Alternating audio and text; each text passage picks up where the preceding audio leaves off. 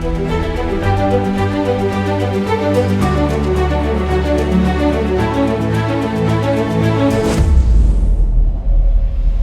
معاشرے کو عامیانہ رائے کی عادت ہو جائے تو اس زوال سے ان کو کوئی نہیں بچا سکتا۔ جب کوئی بھی معاشرہ کسی بھی شاعر کے میگنم اوپس کاموں کو چھوڑ کر عام اشعار سے تسکین حاصل کرنے لگ جائے تو پھر ان کے زوال کو کوئی نہیں بچا سکتا۔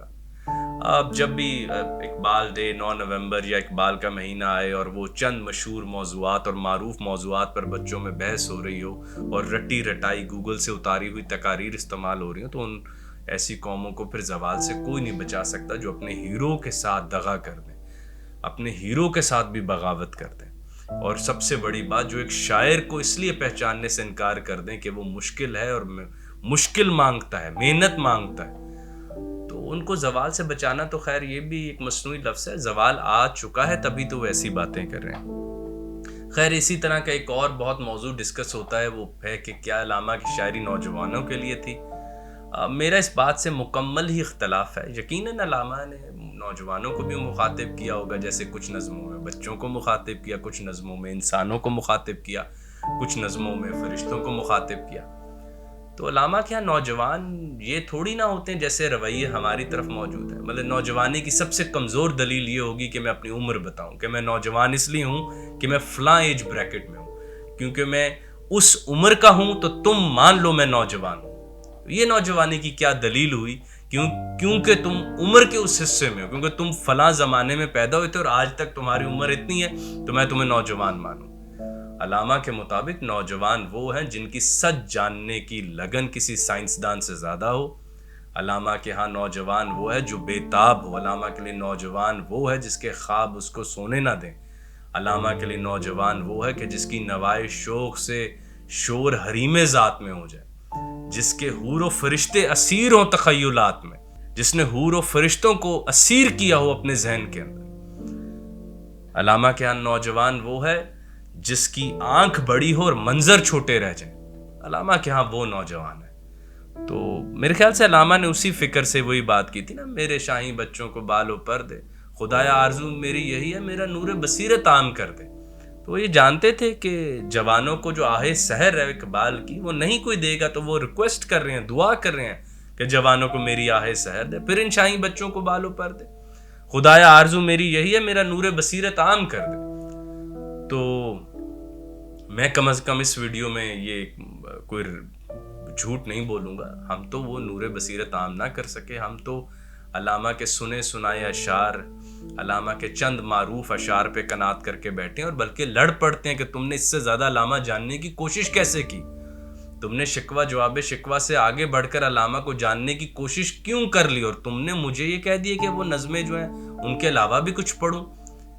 تو ایسے زوال سے تو کوئی بچا سکتا ہی نہیں، بلکہ ہم پہلے بھی یہ بات کہہ چکے ہیں، زوال آیا ہے تبھی ایسی باتیں ہو رہی ہیں، ورنہ تو یہ ساری باتیں مصنوعی ہیں۔ بلکہ احمد جاوید صاحب فرماتے ہیں کہ میں مولانا روم کو کئی دفعہ پڑھ چکا ہوں، یا جو لوگ خلیل جبران پڑھتے ہیں وہ اسے کئی دفعہ پڑھتے ہیں۔ ہم تو علامہ کو ایک دفعہ نہ پڑھ سکے تو وہ ہمیں کہاں سے نتائج دے دیں؟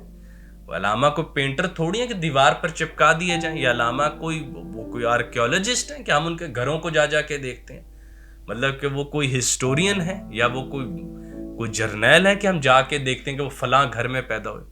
وہ شاعر ہیں، ان کو پڑھا جاتا ہے، وہ لکھاری ہیں، وہ فلسفی، ان کو صرف پڑھا جاتا ہے۔ ان سے عقیدت کا کوئی دوسرا طریقہ کائنات میں موجود ہی نہیں کہ ان کو پڑھو اور ان سے محبت پروو کرو کہ تمہیں ان کے کتنے اشعار آتے ہیں، کتنے فلسفے آتے ہیں۔ تو یہ کہاں بات ہے، اور میرے خیال سے اب ہمیں کم از کم اگر ہم ان کے لیے فائدہ نہیں کر سکتے تو نقصان دہ باتوں سے اب اجتناب کریں، یہ مشہور موضوعات سے توبہ کر لیں، چند رٹے رٹائے اشعار کو ہم بھول جائیں اور علامہ کو ایک دفعہ دوبارہ پڑھنے کی کوشش کریں۔ دیکھیں جب انسان ڈوب رہا ہوتا ہے تو تنکے کو پکڑتا ہے، علامہ تو پوری کی پوری اتنی بڑی ہمارے ساتھ پاس ایک شپ لے کر آئے ہیں کہ آؤ میں تمہیں اس مجدار سے بچا لیتا ہوں، آؤ میں تمہیں ڈوبنے سے بچا لیتا ہوں۔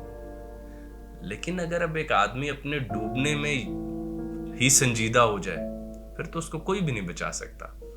اور خیر ڈوبنے سے بھی زیادہ خطرناک بات یہ ہے لوگ مر کے بھی کوئی بڑا کام کر جاتے ہیں۔ ہم تو بس آسانی چاہتے ہیں، ہمارے زوال کی اگر 2 میں سے ایک بڑی وجہ آپ مجھے پوچھیں تو وہ یہی ہوگی کہ ہم چاہتے ہیں کہ ہمیں جلدی سے سمجھ آ جائے.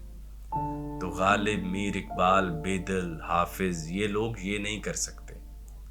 وہ یہ جرم آپ کے ساتھ نہیں کریں گے. اور جو لوگ قوموں یا امتوں کی پوری کیا اسے کہیں گے ہم، تربیت کے لیے آتے ہیں، وہ آسانی سے کام نہیں لیتے. وہ جانتے ہیں کہ ان کو اتنی بڑی گونج پیدا کرنی ہوتی ہے جس کی آواز کئی صدیوں تک چلے. اور آپ کو بلند ہونا ہے تاکہ آپ اقبال کی طرف بڑھیں اور ہم اپنے اوپر یہ جتنے بھی الزامات ہیں اس کو جھٹلائیں اور سنجیدگی سے اقبال کو پڑھنے کی تیاری کریں. تبھی ہم یہ جان سکیں گے کہ آپ نوجوان ہیں. اور فقط آپ نوجوان اس لیے تھوڑی ہیں کہ کیونکہ آپ اس عمر میں ہیں تو میں آپ کو نوجوان مانوں. آپ جو نوجوان ہیں اس کا موجزہ میرے آگے رکھتے ہیں، میں مان لوں گا آپ نوجوان ہیں.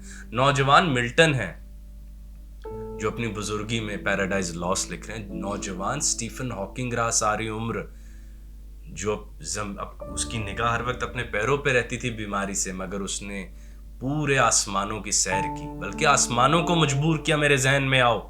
یہ سٹیفن ہاکنگ کا ذہن ہے، تمہارا غلام نہیں ہے، تم اس کے اندر آؤ اور اپنے جو بھی بات ہے اپنی کانورسیشن میرے ذہن کے آگے رکھو. تو یہ نوجوان ہے. باقی تو بس عمر کے حصے ہیں.